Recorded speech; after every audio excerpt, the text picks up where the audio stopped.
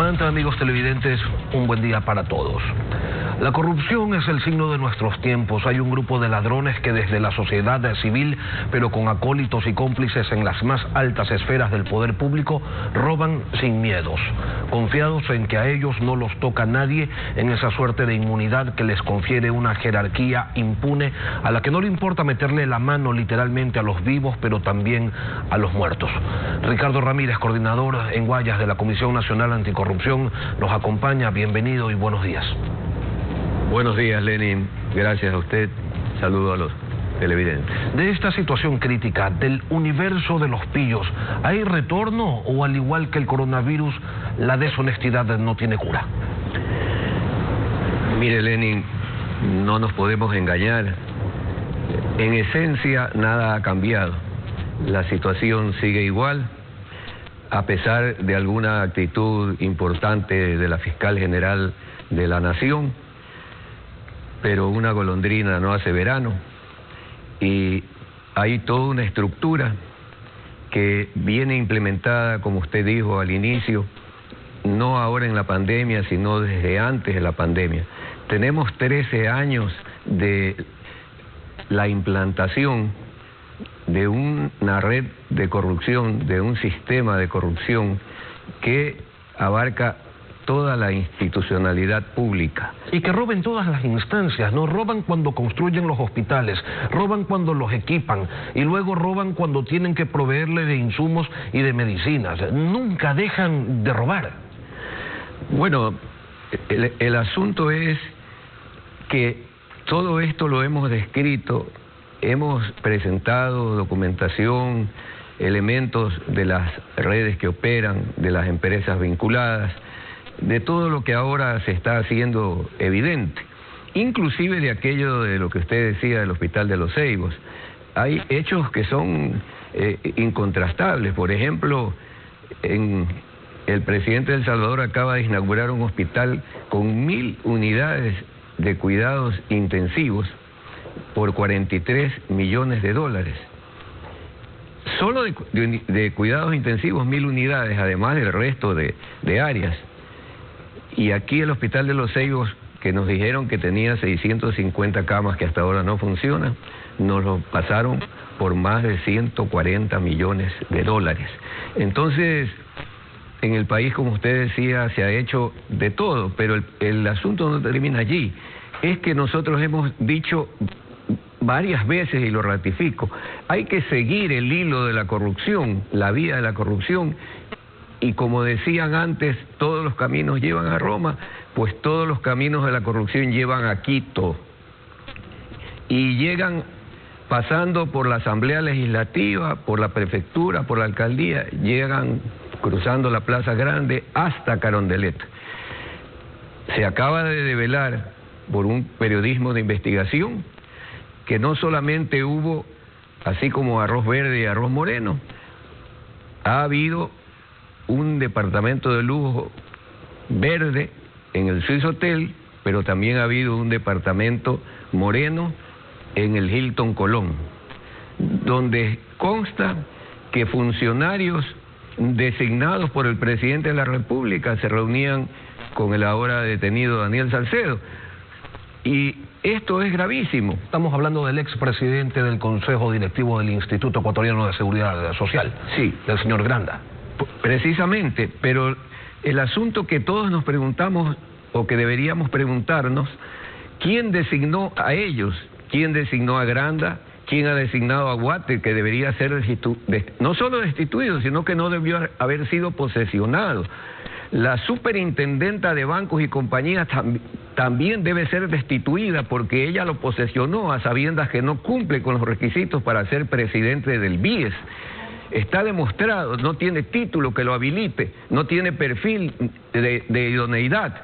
Y entonces, todo esto que está sucediendo, donde hay un gran aparato de detenciones y, como decía, la fiscal hace un gran esfuerzo, pero no todos caminan a su mismo paso. Ahora, Ricardo, la Comisión Nacional Anticorrupción ha señalado que va a proponer una plataforma de 3 temas. Vamos por el primero, que consiste en definir un sistema nacional anticorrupción. ¿Cuáles son los cambios que se requieren? Bien, la comisión se sustenta en el hecho de que antes había controles previos a todos los procesos de contratación, durante el proceso y después. Eso fue suprimido en la época de Correa. Se ha recuperado una parte de la capacidad de la Contraloría de intervenir, pero aún no hay el control previo. Por otro lado, debe de afinarse todo lo que significa el CERCOP, porque el CERCOP no ha podido o no ha querido detectar todos estos turbios contratos que burlaban el sistema de compras, que burlaban la supuesta puja de subasta inversa, y ha tenido que ser la Comisión Anticorrupción y algunos sectores del periodismo de investigación quienes lo señalen. Adicionalmente, están en deuda con el país y tiene, por lo tanto, que constituirse un comité anticorrupción que integre Procuraduría, Fiscalía, Contraloría y la UAFE. La UAFE está en deuda con la conciencia nacional porque hasta ahora no nos entrega un solo caso de enriquecimiento ilícito. Eso se ha podido encontrar porque se cae en la avioneta y se encuentra la maleta con los dólares, o se allanan domicilios y se encuentran cantidades superiores al $1.000.000 en billetes. Porque si no, no pasa nada. Ahora, un cinismo lleno de verdad nos alimenta desde niños, que echa la ley, echa la trampa, nos dicen, y lo evidenciamos. En los hospitales de Elías, por ejemplo, las adquisiciones se las realizaba con el mecanismo de convenio de pago, que se usa solo en emergencias y que permite la compra directa. Y no estamos hablando de las compras de esta emergencia del coronavirus, sino las que se han venido realizando desde el 2018. ¿Dónde están entonces los controles de la Contraloría, del CERCOP? Si no es, como usted dice, por el periodismo y la Comisión Anticorrupción, la gente no se entera de nada. Precisamente estamos, como decía, exigiendo que haya una acción correcta y que no nos desviemos de los puntos claves. ¿Qué es lo que está sucediendo? Que se hacen espectaculares operativos y resulta que en el caso, por ejemplo, del hospital del suburbio u Hospital Guayaquil, como se lo denomina, Abel Gilbert, toman detenidos a los médicos que están haciendo la labor en la primera línea de combate a la pandemia. Involucran a gente de mucho prestigio como al doctor Alex Gutiérrez Gómez, a la doctora Ana Zambrano, y ocurre que los gerentes, los jefes están prófugos, ellos no estaban ese día. ¿Cómo así? Se trata solamente, Ricardo, se trata solamente de que son responsables los gerentes, los directores de los hospitales, los encargados de las adquisiciones, porque en el caso de los hospitales del IES, por ejemplo, hay un consejo directivo, hay un presidente de consejo directivo, y en el caso de los hospitales del Ministerio de Salud Pública hay subsecretarías, hay direcciones, hay ministerios, ¿no? A eso me refiero, que el señor Paul Granda, así como el señor Richard Espinosa antes, así como el señor Ramiro González y ahora Guatet, fueron designados por Correa y por Moreno. Entonces, ¿quiénes designan a los jefes máximos? Por eso digo, la red de la justicia está atrapando algunas sardinas, a uno que otro tiburón, pero las ballenas y al rey Neptuno todavía no lo capturan. Entonces, se necesita tomar medidas muy concretas, pero el pueblo ecuatoriano tiene en sus manos la solución. El 2021 puede elegir un gobierno distinto, personas que vayan a la asamblea, no como las de ahora, llena de coimeros, de diezmeros y de gente que está o destituida, o prófuga, o detenida. Entonces, el pueblo ecuatoriano con su voto puede cambiar la realidad del país. Eso también es un llamado fundamental, porque si no seguiríamos discutiendo eternamente este tema y lo de la corrupción no terminaría. Ahora, Ricardo, al inicio de este diálogo decíamos que ustedes proponen una plataforma de 3 ejes. El sistema de lucha contra la corrupción es uno, otro es la defensa de la seguridad social.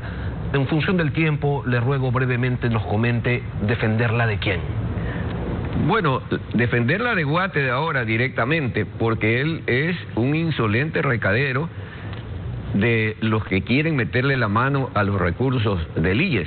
Yo hablo como uno de los 5 millones de asegurados, tanto al IES, al ISVA y al ISPOL, donde hay serias denuncias de que primero, como usted dijo, en los hospitales del IES no ha cambiado nada. El señor Guate dijo que hay 101 gerentes o directivos del más alto nivel de los hospitales del IES que los va a cambiar, y ha cambiado solo a uno, al del Teodoro Maldonado, que es el que no está implicado en nada. Entonces, mire cómo nos quieren engañar al país y enredarnos en una discusión sin sentido de que hay que descontar el 0,5 hasta el 1,59.